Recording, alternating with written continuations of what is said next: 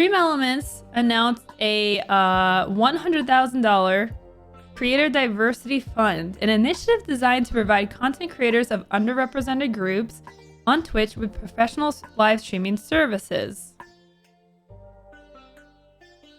I'm gonna mute the alerts here.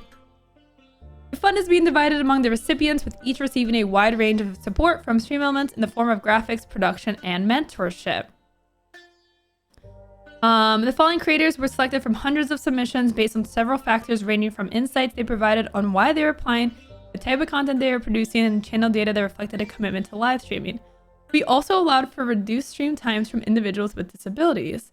Given the amount of applicants, most of which had compelling reasons for applying, there were no easy choices, and they announced 20 people for the fund. The inspiration for the fund was rooted in acknowledging the adversity members of underrepresented groups face in the live streaming space, and having the desire to help elevate their presence and voice in an ecosystem where discovering access to information is an issue. While graphics and production are a key facet of cultivating a successful channel, guidance on how to grow an audience, secure sponsorships, sell merchandise, and other engagement tips are equally important for sustaining a career in the content creation industry. This is why the fund goes beyond creating professional animated graphics and engagement tools to include assigned managers and access to an elite 24/7 Discord where recipients can learn best practices firsthand from a team dedicated to helping them succeed. What's up, Jimby? Each recipient will be assigned an account manager, given access to a special 24/7 Discord, and provided with a wide collection of custom static and animated assets such as in-game overlays, alerts, emotes, transitions, sub badges, etc. In addition, one of the challenges of being a growing content creator is not always having the latest high-end peripherals. In order to assist on this front, while showcasing support for the Creator Diversity Fund, SteelSeries is providing each of the recipients with a headset. Over the coming months, we will be profiling the recipients on our blog. In the meantime, we encourage you to check them out and support them. Okay, so this post was made on back in September. Okay, back in September. Okay. So recently, some things have come to light about the nature of this program and its invasive and predatory practices. From what I've seen, two of the recipients, there might be more, I might have missed it, so let me know if I missed anything. Two of the recipients have spoken out about the Creator Diversity Fund and basically how it was used. So, Zombie Kills spoke out, and so did Control Alt Quinn. So let's go over their stories.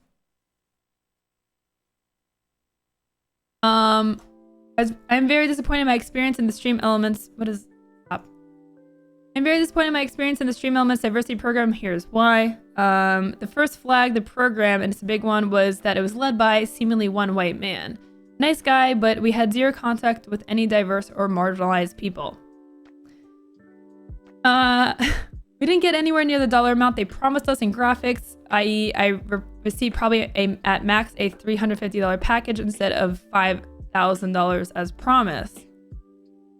They didn't have any good or even bare minimum communication between us and the people providing our services. Some creators never spoke to the artists verbally at all.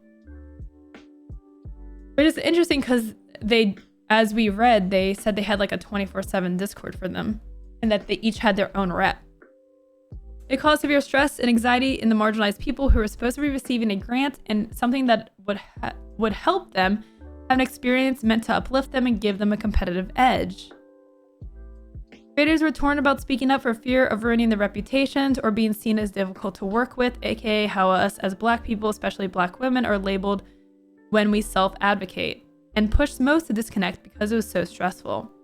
They pushed us to showcase for them on social media even when we hadn't received the things they were asking us to showcase. Oof. The timeline we received for our work to be completed was off by months. They addressed feedback from our group by splitting us off as individuals to make others feel intimidated to speak up, and were dismissive when problems were brought up in our main group. Oof. Several creators ended up just paying for their own graphics, etc., or created their own because the work they received was so subpar. The work that the black folks in the group received was whitewashed and terribly inaccurate, i.e. black hair, skin tones, etc., and borderline offensive. Once enough concerns were beginning to be voiced, they then asked us to help them fix their problems in their program without offering to compensate people for a full diversity consultation. This is a problem that I see from a lot of companies, by the way. Like, this could be a whole rant in and of itself with companies that like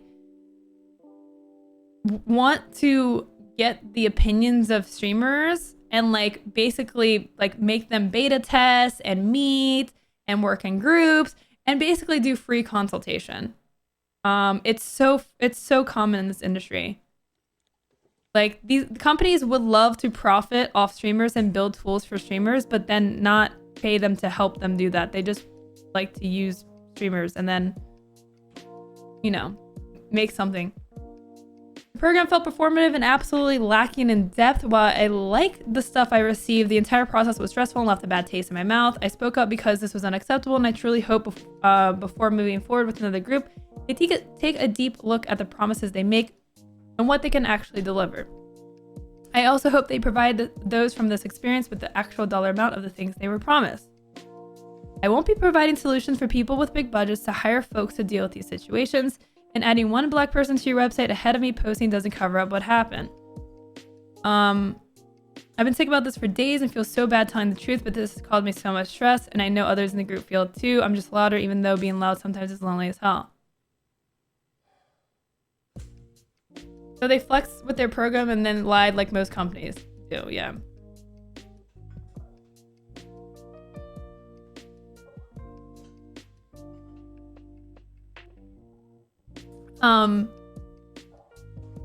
What, Garen? Alright, so this is Control-Alt-Quinn's story, which is even worse. I have had a completely traumatic and dehumanizing experience with the StreamElements diversity program that I'm currently trying to process. Joining the program, I was excited and really needed this opportunity to refine my channel, use my talent to be the best, absolute best I can be. As one of the only trans, queer, black creators in this program, I was very excited to have this opportunity to be a representation of my beautiful community. I was instead exploited in awful, disgusting ways to, quote, consult in a program, performative, fake, and falling apart. My trauma and kindness was exploited to contact other queer creators who refused to contribute to the program for their own personal reasons, which I consulted and provided perspective to StreamElements. I was probed and asked to provide my professional contacts for any opportunities I was given under the guise of helping other marginalized creators in my program, which I did because I want to see all my people shine and grow because I love them more than that BS. I am not the PR person. I am not a communications expert. I am a grant winner of the StreamElements Diversity Program who has to work so insanely hard just to be seen and heard. I was treated like an employee in this charity space and gave all advice I could to help see this program succeed. I had an extremely huge loss in my family in January, and I was contacted by the head of the program who gave me their personal phone number to talk about grief. I called them and we spoke for over 2 hours. The first 45 minutes we spoke about pain and grief, and then they shifted to the diversity program and, quote, how to save the grief for StreamElements. I offered suggestions, which they tried to implement a few days later on social media. I spoke about ways to help and save the program, a program that I realize now was not good. I realized that my identity, trauma, my kindness, and my passion was exploited and then weaponized. I'm sick and hurt, and I really don't know how to publicly say this because I'm scared, but this is my story. Ooh. Oof. Ugh. Ugh. This is terrible. I mean, both of these stories are just horrific. I'm honestly not surprised because, like, both Streamlabs and StreamElements are just predatory AF. They really are. I've used them both. I mean, I still do because they are the biggest, they're most prominent providers. They have the most integrations. They're pretty much like, there are some other resources out there that I'm learning about, but they are the biggest ones, right? Like, But they are, you know, they're both an enigma where they're, you know, they build all these tools and it's all free, and then you're wondering how they're making money. And yeah, they prey on streamers. They do. Like, there's just, this is not the first horror story that I've heard, and it definitely won't be the last. I think one of the biggest problems is not enough people speak out. And honestly, I think not a lot of people really realize that they're being preyed upon. And like, just going back to the mention of, like, you know, like even here, it's like the companies, they basically, you know, they want you to do consultation work for free. Like, how do we build this program? They don't know what they're doing, and they're trying to mine information from streamers, which is fine to want to work with streamers, but then like not compensate them for their time. Like, they're using them is what they're doing. Their flex and image of their brand is all they would care about. So from what I can see, I have not seen an official statement from StreamElements about this. Their comms person, Chase, did reply to Zombie and said, "I'm deeply sorry for the experience you had, and we completely own that we made a lot of missteps along the way. Reading through your posts and realizing the stress you experienced is devastating to us, as our entire goal was aimed for good. We must do better, and we will do better."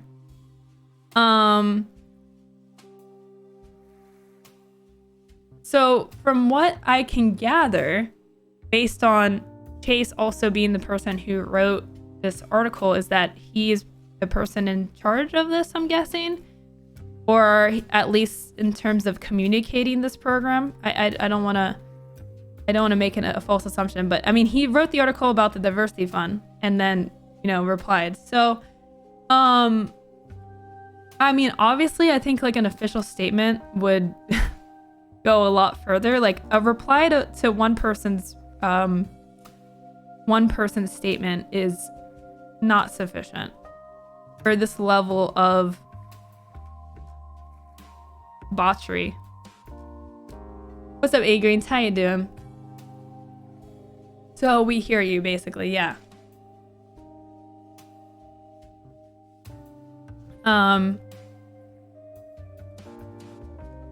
Tanya said, "So what will be done to rectify this? I think at this point, equipment grants and free graphics done by an artist if they're of their choosing and charged to StreamElements as a start.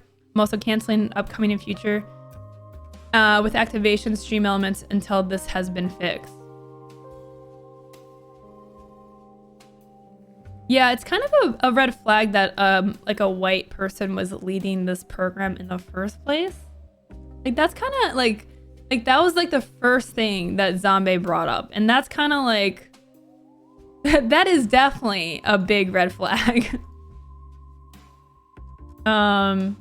Like, do they have diverse people working in their company? Like, I mean, it's the same criticism that we brought to Twitch as well when they make missteps too. Is like, who are the people that are on the forefront? Are they actually consulting with diverse groups, or are they just thinking what they're just making assumptions?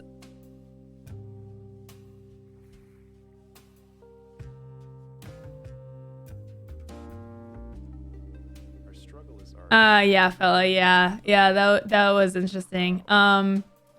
So yeah, this is where we're at right now. And like I said, this is honestly really not surprising. Both Streamlabs and StreamElements are just super predatory. I wish there was a third option that was like at their level, but like more legitimate. Like, if I had the resources to do something, I would. But this is what happens with streaming. Like, there's a lot of money to be made. There's a lot of people that stream. There's a lot of money in it, and you're gonna have companies jump in trying to make money, trying to exploit streamers. Like, it happens all the time. It happens all the freaking time. It sucks. You know, kind of one of my goals with Streamer Square is to build tools that, you know, they come from a legitimate place. Like, me and Hunter, we're both streamers. We care about the streamers. We actually do care. And we get it. We know what it's like to be on this side. Like, we're not just some random, like, you know, Silicon Valley company with large investors just trying to make money.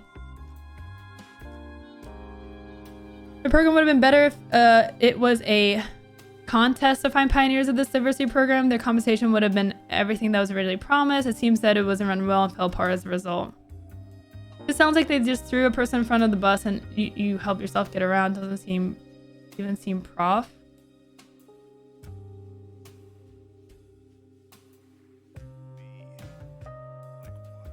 Even if individual staff had good intentions, it's pretty clear the company was trying to take advantage of people for good PR. Yeah. Like it falls short in a lot of different ways, and I'm not sure if more people have spoken out since. Like, these are the only links that I have come across. But it definitely seems like there were a lot of people that. And so here's the other problem: is speaking out against like a company like StreamElements is super dangerous. Like, it's the same thing with like speaking out against Twitch and stuff, because the circles are really small, and people will think, like, if people see, like, you know, Zombie tweeting about this, and they'll be like, oh, she's, you know, as a company, oh no, she's problematic, oh no, like, you know, we can't work with her, oh my god, what if she exposes us, like, blah blah blah. Like, a lot of people are afraid to speak out because it can damage your opportunities. Like, people think that it can, and it absolutely can damage your opportunities.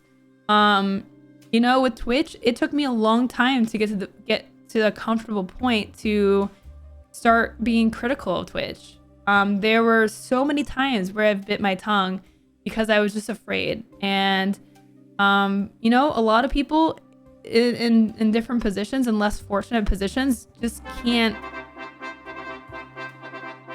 I don't know how my alerts are turned on, but a lot of people in less fortunate positions like realistically can't speak out. Like, they're afraid to speak out, right? Like, I think I'm in a reasonable enough position at this point that, you know, like, this is what I do now, and, you know, it's the support of you guys that allows me to do this. And yeah, maybe I will miss out on opportunities for speaking out. Maybe StreamElements will never work with me again. But it's important to talk about these things, and I mean, someone's got to advocate, you know? And Zombie has been doing a really fantastic job advocating on a lot of different fronts, but she shouldn't be the only one. Like, she even wrote in her post, like, it feels lonely to be loud about these kind of things.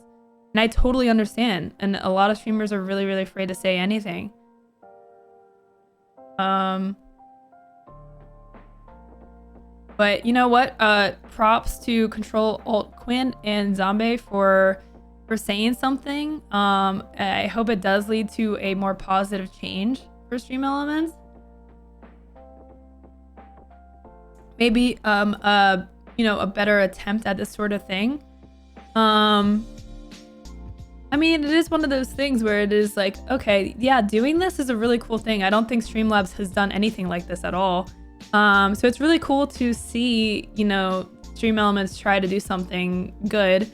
But it clearly has just missed the mark by a lot. So they've got a lot of work to do. I hope that they aim to make a statement about it and actually include some actionable terms about what their plan is. And maybe they're doing that this week. Maybe we'll see something even today about it. Because if they don't, then that's another big red flag. If the only thing they do is have their comms person like just reply to these people's tweets about it, you know, I think that just goes to show that they really don't actually care. They just care about their image and like don't actually care about really making some meaningful change. So we'll see what happens. We'll see what happens, what comes of this. But yeah, just, I mean, like I said, this is not surprising. I just don't see StreamElements and Streamlabs as being like personable or like, you know, trustworthy, honestly. Like, if I'm being honest, like,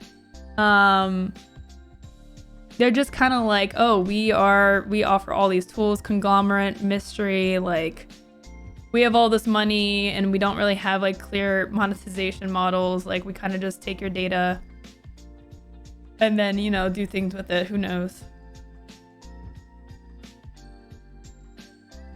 That being said, if you are looking for alternatives, I did get suggested a couple of alternatives. Let me see. I think I wrote them down that are worth checking out. I haven't looked into them myself, so I cannot endorse them. Let me see here. So there was Pixel Chat was one of them. Pixel Chat. Let's see. It's pixel.chat. Okay, pixelchat.tv or pixel.chat.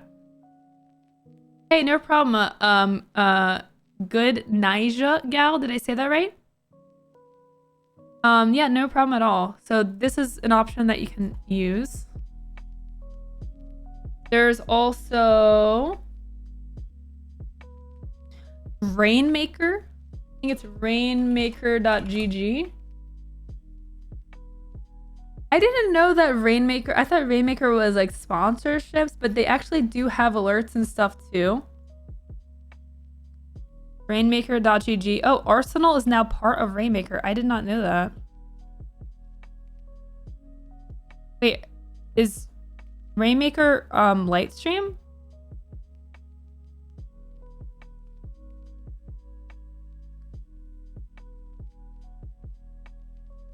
Arsenal is completely rebranded as Rainmaker. Oh, okay. So Rainmaker is actually run by the Lightstream folks. Gotcha. Okay. So there's that. There's also GIFbot.io. So these, I think, this one's definitely cloud-based. All right, there's also GIFbot.io. GIFbot is an interactive bot for Twitch that lets you play animations and videos to bring fun interactions to your community.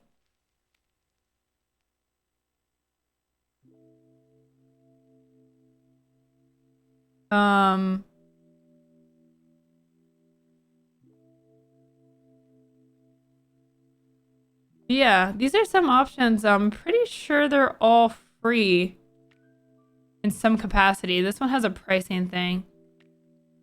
Broadcaster. Oh yeah, okay, so for streamers it's free.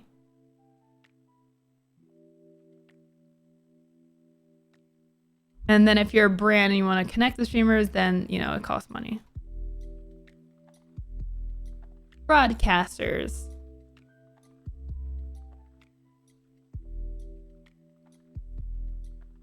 Oh, they also have sites as well. They have creator sites, tipping, cloud-based stuff.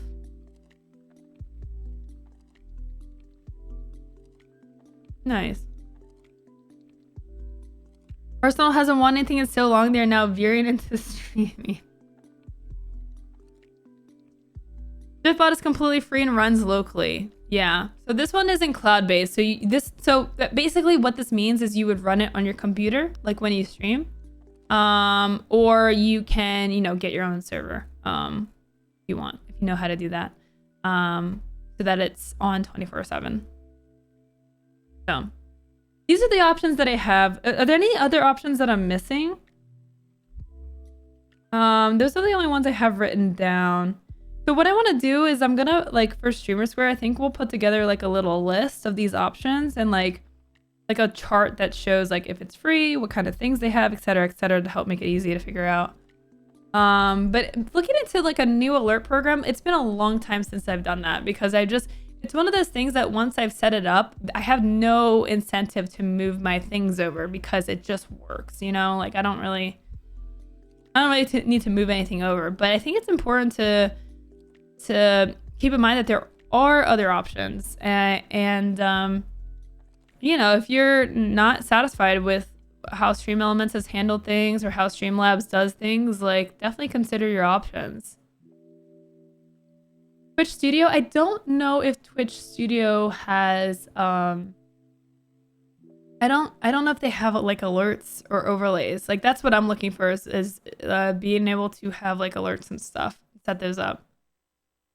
I don't know, but I mean, correct me if I'm wrong, but I'm pretty sure it's just like kind of like an OBS with some Twitch integration, but I don't think they have alerts.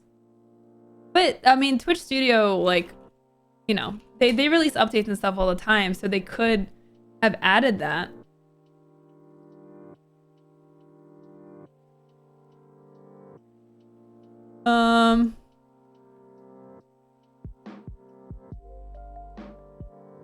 Let's see.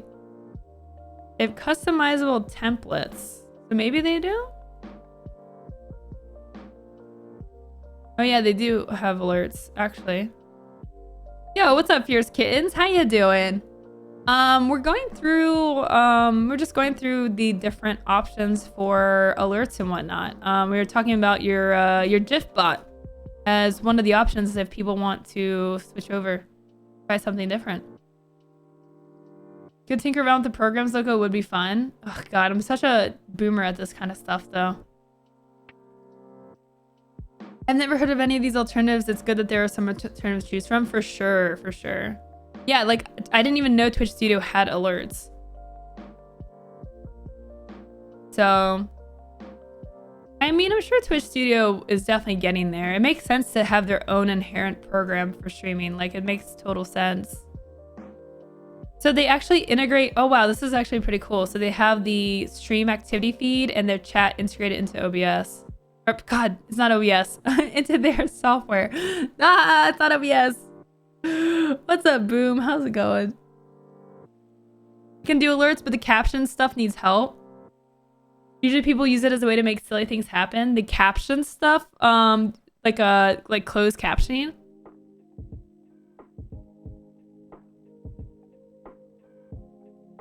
Will kill, please. Please.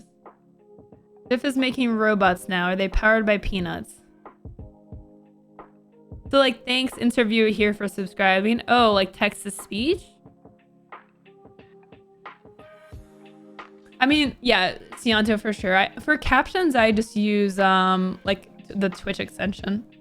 I know that you can do things like integrate it into OBS for captions, but, I don't like having it in the VOD. And I like the flexibility of people being able to turn it off.